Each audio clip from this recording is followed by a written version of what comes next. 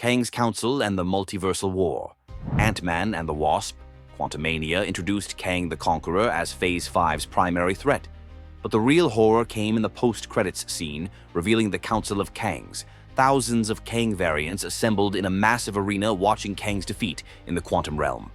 The mid-credits scene shows 3 prominent Kangs leading this council: Rama-Tut, dressed as an Egyptian pharaoh, Immortus in robes, and the Scarlet Centurion in armor, watching Kang the Conqueror getting trapped in the quantum realm's power core explosion with cold calculation. These aren't heroes mourning a fallen ally. These are variants who exiled Kang because he was too dangerous even for them, and now they're free to enact their own plans across infinite timelines. The second post-credits scene jumps to the early 1900s, where Victor Timely, another Kang variant, demonstrates his astounding temporal marvel technology to a crowd while Loki and Mobius watch in horror, with Loki confirming that's him, in reference to He Who Remains. This reveals that Kang variants have been operating throughout human history, manipulating events from the shadows.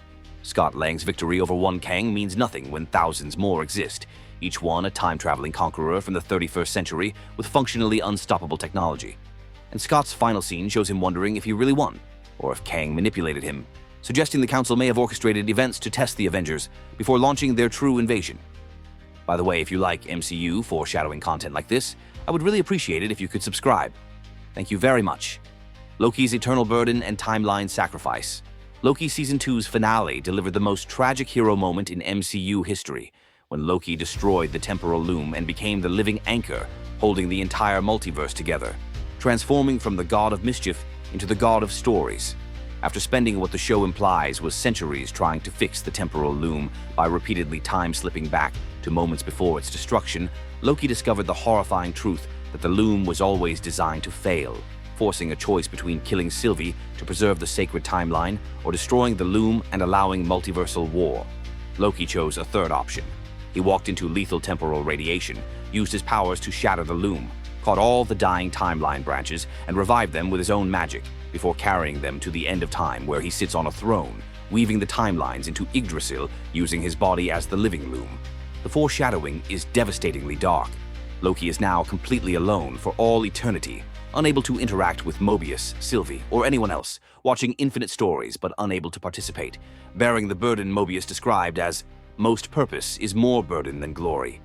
This also means the multiverse is now vulnerable, because Loki can't leave his throne without everything collapsing, and if something threatens him directly or his power falters even briefly, every timeline dies immediately. The TVA's mission of hunting He Who Remains variants suggests multiversal war is coming whether Loki wants it or not, and he'll be forced to watch his friends fight and possibly die, while being powerless to help them directly. Secret Invasion's paranoia and fractured trust. Secret Invasion permanently shattered trust within the MCU by revealing Skrull infiltrators had replaced key figures for years, most shockingly, James Rhodes, confirmed as a Skrull imposter in Episode 5. The implication that Rhodey may have been replaced as far back as Civil War from 2016 raises horrifying questions about whether Tony Stark's best friend was even present during Tony's final moments. Maria Hill's death in the first episode, shot by Gravik disguised as Nick Fury, demonstrated that no one was safe, and longtime heroes could be eliminated without warning. The series revealed Skrulls had infiltrated world governments at the highest levels, with characters like Everett Ross, Bob Fairbanks, and others exposed as imposters, some replaced for decades since the Skrulls' arrival in 1995. Gravik's plan to start World War III by framing Americans for terrorist attacks, combined with President Ritzen's declaration of war on all aliens, created a world where Skrulls are now hunted enemies, despite many being innocent refugees.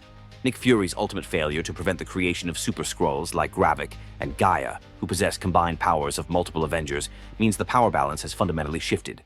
Gaia emerging as possibly the most powerful being in the MCU by absorbing the Harvest, a collection of enhanced DNA from the Battle of Earth, introduces a wildcard factor where a character with godlike abilities has no allegiance to any established power structure, and the paranoia Secret Invasion created means heroes will now question whether their allies are actually Skrulls in disguise, poisoning teamwork that will be critical for facing the Council of Kangs. The Guardians' dissolution and Rocket's trauma. Guardians of the Galaxy Volume 3 ended the team's story by dismantling the family unit that had anchored the cosmic MCU since 2014, with each member going separate ways after defeating the High Evolutionary. The High Evolutionary's casual cruelty toward Batch 89, the animal test subjects including young Rocket, Lila, Teefs, and Floor, shown in flashbacks where he executed them after Rocket demonstrated superior intelligence, revealed a villain whose disregard for life surpasses even Thanos. Rocket's near-death experience, forcing the Guardians to break into the Orgoscope to retrieve his medical file, demonstrated how his trauma runs so deep it almost killed him. The film's ending sees the Guardians splitting up. Peter Quill returns to Earth. Gamora returns to the Ravagers, having never regained her emotional connection to the team. Mantis leaves to find herself. Drax and Nebula stay on Nowhere to raise traumatized children. And Rocket becomes the new leader of a completely different Guardians team. This foreshadows cosmic stories becoming darker and more isolated, since the found family that brought humor and heart to the cosmic MCU no longer exists as a unit. And Rocket's PTSD, combined with his new leadership responsibilities, suggests future cosmic threats will be faced by a more damaged and less unified team. Adam Warlock's introduction as a naive, immature powerhouse suggests he's vulnerable to manipulation by more calculating cosmic forces, and his decision to join the new Guardians, despite barely understanding heroism, means he could become a liability, or be turned against them by villains who exploit his innocence and godlike abilities. The Marvels' entangled powers and reality instability. The Marvels introduced a cosmic disaster when Captain Marvel, Monica Rambeau, and Kamala Khan's powers became entangled, causing them to swap places whenever they used their light-based abilities simultaneously. This wasn't a quirky inconvenience, but a symptom of larger multiversal instability caused by Captain Marvel destroying the Kree planet Hala years earlier, creating a refugee crisis that drove Dar-Benn to use the quantum bands to tear holes between realities. The entanglement phenomenon revealed that the fabric of space-time has become fragile enough that using similar powers in proximity causes reality to glitch, and when Dar-Benn destroyed one quantum band trying to force open a massive rift, it created an incursion event where another reality began bleeding into the MCU. Captain Marvel had to sacrifice herself by closing the tear with her powers, but she ended up trapped in another reality, and the post-credits scene showed Monica Rambeau waking up in yet another universe where she meets Beast from the X-Men, introducing the X-Men through multiversal breach rather than natural emergence. This foreshadows that the boundaries between realities are breaking down. Incursions like the ones that led to Secret Wars in the comics are beginning, and the quantum bands possess reality manipulation capabilities that multiple forces, including potentially the Council of Kangs, will want to control. The fact that three heroes with similar light-based powers caused such catastrophic instability suggests that when the full roster of Avengers, mutants, and cosmic beings start using their abilities simultaneously during Kang Dynasty or Secret Wars, reality itself might not survive the strain. Echo's ancestral power and Kingpin's political ascension. Echo introduced Maya Lopez's connection to her Choctaw heritage and ancestral powers. But the series' darkest foreshadowing came through Wilson Fisk's transformation from crime lord to legitimate political figure. The series revealed that Kingpin survived his apparent death in Hawkeye and has been consolidating power not just in New York's criminal underworld, but in its political infrastructure, with the final episode showing him announcing his candidacy for mayor of New York City. This mirrors the comics where Fisk becomes mayor and uses his political position to make vigilantism illegal while protecting his own criminal operations, and the MCU version suggests he's positioning himself to criminalize heroes like Daredevil and Spider-Man, who operate outside government oversight. Maya's decision to return to Oklahoma and reject both Fisk's criminal empire and the superhero life means the one person who truly understands Kingpin's psychology has removed herself from New York entirely, leaving him free to manipulate the city's political system without opposition. Fisk has been funding criminal organizations while publicly positioning himself as tough on crime, creating problems he can then claim to solve as a political candidate. And his resources combined with his willingness to murder anyone who threatens his plans means he's more dangerous as an elected official than he ever was as a crime boss. Captain America, Brave New World, and the Leader's Return. The trailers for Captain America, Brave New World have revealed the return of Samuel Stearns, the leader, last seen in The Incredible Hulk from 2008, when gamma-irradiated blood dripped into his exposed brain wound, causing his head to begin mutating with enhanced intelligence. Tim Blake Nelson returns as the leader after 16 years, suggesting he's been operating in the shadows throughout the entire MCU, potentially manipulating events with his superhuman intellect. The film introduces President Thaddeus Thunderbolt Ross, now played by Harrison Ford, and trailers show Ross transforming into Red Hulk during a crisis at the White House, revealing that the President of the United States is either a gamma-mutated monster or has been replaced by one. Sam Wilson, as Captain America, faces an impossible situation where the President himself may be the villain, and stopping Red Hulk means fighting the legitimate head of the United States government, creating political and legal complications that Steve Rogers never faced.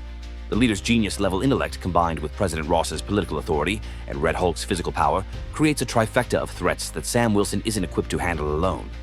This foreshadows that Phase 5's threats aren't just cosmic conquerors, but also homegrown dangers from within Earth's own political and scientific establishments. Villains who've been patient enough to wait over a decade for the perfect moment to strike when the Avengers are disbanded and Earth's defenses are at their weakest. Thunderbolts and the government-controlled Avengers. Thunderbolts introduces a team of morally compromised anti-heroes assembled by the CIA's Valentina Allegra de Fontaine, including Yelena Belova, Red Guardian, Winter Soldier, U.S. Agent, Taskmaster, and Ghost, characters who've all committed crimes or worked for villainous organizations, but are being given a chance at redemption through government-sanctioned missions. The dark foreshadowing comes from Valentina's true intentions, as she's positioning this team not as heroes, but as controllable assets who will follow orders without questioning authority the way the original Avengers did. The team's lineup consists entirely of people with psychological vulnerabilities that make them easy to manipulate. Yelena is still processing Natasha's death, Bucky is trying to atone for his time as the Winter Soldier, John Walker is desperate to prove his worth, and the others are similarly damaged individuals seeking purpose or redemption. The film's antagonist is reportedly Bob, also known as the Sentry, one of Marvel's most powerful and unstable heroes whose powers rival Superman, but whose fractured psyche includes a dark alter ego called the Void that feeds on fear and destruction.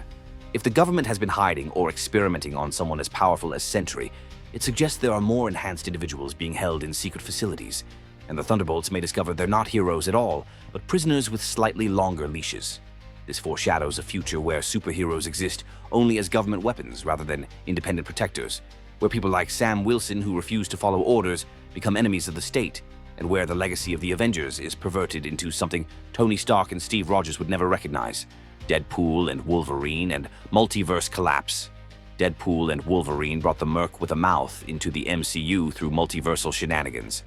But beneath the comedy, the film revealed that the multiverse is actively dying, and the TVA is desperately trying to hold it together after Loki's sacrifice destabilized their ability to manage timeline branches.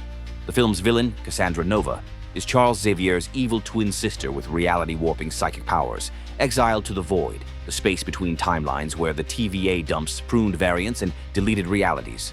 The Void has become overcrowded with discarded heroes, villains, and entire worlds that the TVA deemed too dangerous to exist. Deadpool and Wolverine's mission involves saving their timeline from deletion by the TVA, revealing that the Time Variance Authority is now making triage decisions about which realities deserve to survive and which should be erased to preserve multiversal stability. The film features cameos from Fox's X-Men universe, including Elektra and Blade trapped in the Void, suggesting that when Disney acquired Fox's properties, those realities were canonically destroyed, making Deadpool and Wolverine refugees from a dead universe. The foreshadowing is apocalyptic. If the TVA is already pruning timelines, it means Loki's grip on the multiverse is failing. And when the Council of Kangs attacks, the multiverse won't just face conquest, but complete annihilation as the combined strain triggers a cascade failure that destroys everything. What if Season 2 and the TVA's variant army? What if Season 2 expanded the Watcher's observations of the multiverse with increasingly dark alternate realities? But the season's most significant foreshadowing came through Captain Carter's storyline, which showed her being recruited by a mysterious organization gathering powerful variants from across the multiverse. The season demonstrated that in many timelines, heroes make different choices that lead to catastrophically worse outcomes. A universe where Hela finds the Ten Rings and conquers Asgard, a timeline where Nebula joins the Nova Corps and triggers war with the Kree, and realities where single different decisions cascade into apocalyptic consequences. The Watcher's growing concern about multiversal boundaries breaking down and his unprecedented decision to interfere more directly suggests that even cosmic entities who are supposed to remain neutral recognize that the multiverse is approaching a point of no return. The TVA's recruitment of variants like Captain Carter indicates they're building an army of heroes from dead or dying timelines, fighters who have nothing to lose because their worlds are already gone, and these displaced heroes may become the foot soldiers in the coming war against Kang's council. Foreshadowing reveals that the coming conflict won't just be fought by the prime MCU's heroes, but by variant versions from across infinite timelines, armies of Iron Men, Thors, and Captain Americas, fighting their doppelgangers in battles where both sides believe they're protecting their reality. In conclusion, every dark foreshadowing in MCU Phase 5 points toward multiversal catastrophe. The Council of Kangs gathering their forces across infinite timelines.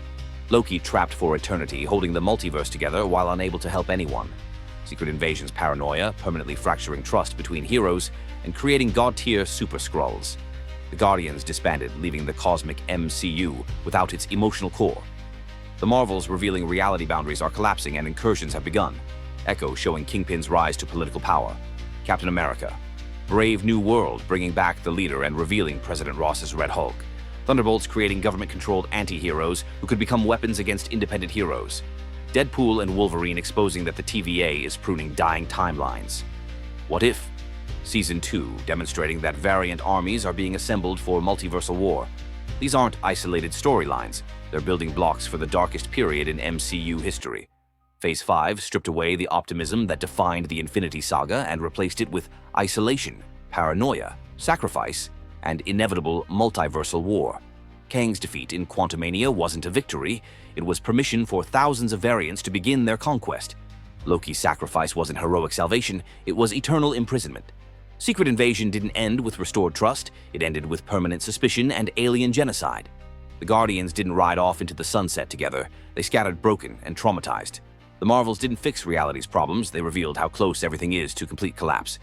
These foreshadowings work because they're not teasing hopeful futures, they're warning that the multiverse saga will cost everything. The Avengers who remain are older, more cynical, and fewer in number, while their enemies have multiplied into infinite variants with time-traveling technology and godlike powers. Loki can't leave his throne to help. Nick Fury can't trust his own allies. Cosmic heroes are scattered. Heroes are becoming government weapons. Reality itself is tearing apart, and somewhere across infinite timelines, the Council of Kangs is watching, waiting, and planning their conquest, knowing that the heroes have never been weaker or more divided. Now to you, which Phase 5 foreshadowing is the darkest? Do you think Loki will ever be freed from his burden? Can the Avengers possibly win against infinite Kangs when they can barely trust each other? And what happens when the government controls the heroes and reality itself is being deleted? Comment down below as you leave a like, subscribe, and turn on the notification bell for more amazing videos like this.